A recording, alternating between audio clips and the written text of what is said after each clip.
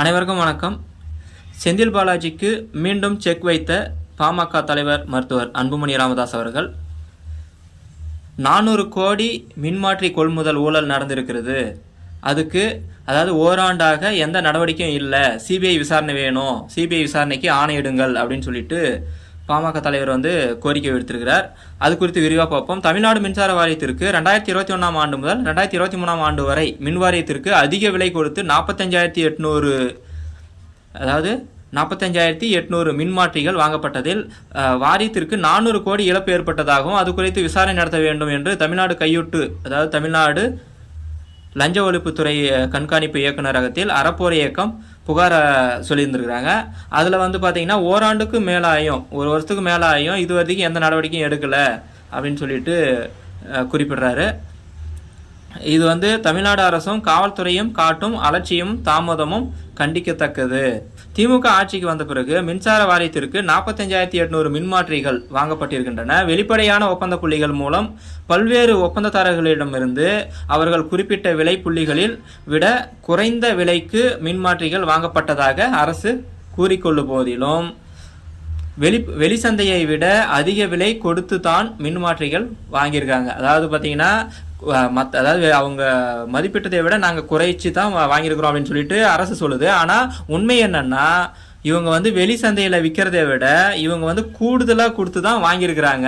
அந்த செயல்பாட்டின் அந்த ஊழலின் அம்பலமாக இருக்குது அப்படின்ற மாதிரி குறிப்பிட்றாரு. எடுத்துக்காட்டுக்கு 2021ஆம் ஆண்டில் ஒப்பந்த புள்ளிகள் கோரப்பட்டு 2022ஆம் ஆண்டில் 500 கிலோவாட்ஸ் ஆம்பியர் கேவிஆர் திறன் கொண்ட 800 மின்மாற்றிகள் வாங்கப்பட்டன. அதற்காக கோரப்பட்ட ஒப்பந்த புள்ளிகள் 26 ஒப்பந்ததாரர்களிடம் சொல்லி வைச்சது போலவே ஒரே மின்மாற்றிக்கு 13,72,000 அதாவது 72,930 என்ற விலையை குறிப்பிட்டிருந்தார்.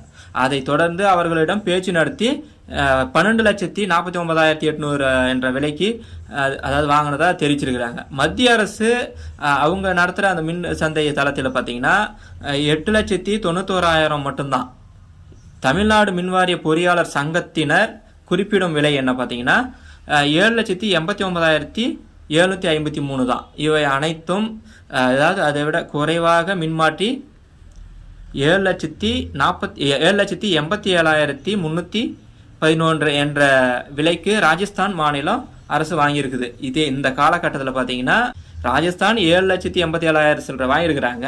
அதுக்கு எவ்வளோ வித்தியாசம் இருக்குது பாருங்கள். மின்மாற்றிகள் வாங்குவதில் திட்டமிட்டு கூட்டு சதி நடைபெற்றிருக்குது. ஆட்சியாளர்களிடம் ஆசி பெற்ற ஆட்சியாளர்களிடம் அவங்களோட அனுதாபிகளாக இருக்கிறவங்க கிட்ட திட்டமிட்டு சந்தை விலையை விட 50% கூடுதலாக, அதாவது 1 கோடின்னா 2 கோடியாக மதிப்பீட்டு சொல்லி இவங்க அதை குறைச்சி வாங்குற மாதிரி திட்டமிட்டு செஞ்சுருக்கிறாங்க. சொல்லி வச்சது போல் ஒரே மாதிரி அந்த ஒப்பந்த புள்ளி கோர்றவங்க எல்லாருமே ஒரே மாதிரி ஒரே விலையை நிர்ணயித்து சொல்லியிருக்கிறாங்க. இது திட்டமிட்டு செஞ்சுருக்கிறாங்க அப்படின்றதே குறிப்பிடுறாரு. அதே போல் பார்த்தீங்கன்னா 2021 முதல் 2023 வரை மொத்த 10 ஒப்பந்த புள்ளிகள் கோரப்பட்டுள்ளன. ஒவ்வொரு முறையும் இதே போன்று கூட்டு சதியும் முறைகேடுகளும் அரங்கேற்றப்பட்டுள்ளன. ஒட்டுமொத்தமாக 1,182 கோடிக்கு பல்வேறு திறன் கொண்ட மின்மாற்றிகள் வாங்கப்பட்டதில் 397 கோடி அளவுக்கு அரசுக்கு இழப்பு ஏற்பட்டுள்ளது. இந்த முறைகேடு குறித்து அனைத்து ஆதாரங்களும் அறப்போர் இயக்கம் கடந்த ஆண்டு ஜூலை மாதம் கையூட்டு, அதாவது லஞ்ச ஒழிப்புத்துறை கிட்ட கொடுத்துருக்குறாங்க. கண்காணிப்பு இயக்குநரகத்தில் அறப்போர் இயக்கம் புகார் அளித்தும் ஆனால் அதன் மீது முதற்கட்ட விசாரணையை கூட இதுவரைக்கும் காவல்துறை தொடங்கலை. அறப்போர் இயக்கம் கடந்த காலங்களில் பல்வேறு ஊழல்களை முறைகேடுகளையும் வெளிக்கொண்டு கடந்த அதிமுக ஆட்சியின் போது அறப்போர் இயக்கம் ஒவ்வொரு முறை ஊழல் புகார்களை கூறும் போதும் அதை சுட்டிக்காட்டி, அதாவது மு க ஸ்டாலின் அப்போ எதிர்க்கட்சியாக இருக்கும்போது இவர் அவங்களுக்கு ஆதரவாக அதை பேசியிருக்கிறாரு. ஆனால் இப்போ பார்த்தீங்கன்னா மின்மாற்றி கொள்முதல் ஏற்பட்ட இழப்புக்கு காரணம் அப்போதைய மின்துறை அமைச்சர் செந்தில் பாலாஜி, மின்வாரிய தலைவர் ராஜேஷ் லக்கானி, நிதி கட்டுப்பாட்டாளர் வி காசி ஆகியோர் தான் என்று குற்றம் சாட்டுவதற்கு போதுமான ஆதாரங்கள் கையூட்டு தடுப்பு பிரிவிடம் தாக்கல் செய்யப்பட்டுள்ளன. ஆனாலும் அவற்றின் மீது எந்த நடவடிக்கையும் எடுக்காமல் கையூட்டு தடுப்பு பிரிவு அமைதி காப்பது ஏன்? ஆளுங்கட்சி தரப்பில் தரப்படும் அழுத்தம் தான் அதற்கு காரணம் என்பதை வேறு எதுவும் கிடையாது அப்படின்ற மாதிரி மருத்துவர் அன்புமணி ராமதாஸ் சொல்கிறாரு. தமிழ்நாடு கையூட்டு தடுப்பு பிரிவு நடுநிலையான நேர்மையான அமைப்பாக செயல்படலை என்றும் ஆட்சியாளருக்கு அதாவது யார் ஆட்சிக்கு வந்தாலும் அவங்களுக்கு ஆதரவாக செயல்படுறாங்க அப்படின்னு சொல்லிட்டு உயர்நீதிமன்றம் பல முறை அவங்களுக்கு கண்டனமும் சொல்லியிருக்குது. அதாவது யாருக்கு, கையூட்டு பிரிவுக்கு, லஞ்ச ஒழிப்புத்துறைக்கு இந்த மாதிரியான கண்டனங்களும் கோர்ட்டே முன் சொல்லியிருக்குது. மின்மாற்றி கொள்முதல் நடந்த முறைகேடுகளில் முதல் எதிரியாக விசாரிக்கப்பட வேண்டியவர் மின்துறை அமைச்சராக இருந்த செந்தில் பாலாஜி.